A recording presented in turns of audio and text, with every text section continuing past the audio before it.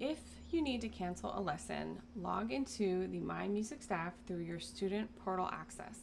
From there, you'll go over to the calendar and you can find a lesson that you need to cancel, and I will cancel this one here. So at the bottom you can see it says cancel booking, so you'll want to click that. It will give you a warning letting you know about my studio's policies, letting you know that it must be made no later than 24 hours before the lesson so you can get a credit for that lesson. You can also leave me a note if you would like to.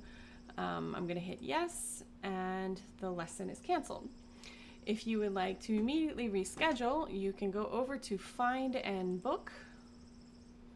And once that loads up, you will see any lessons here that are available to use as a makeup lesson. So the little recycle sign here just means that a makeup credit is required. If you canceled your lesson within 24 hours, you will automatically receive a lesson credit, so you will be able to click on one of those. You'll get a notification here letting you know how many credits you have. You can hit book now, and now you have scheduled your makeup lesson.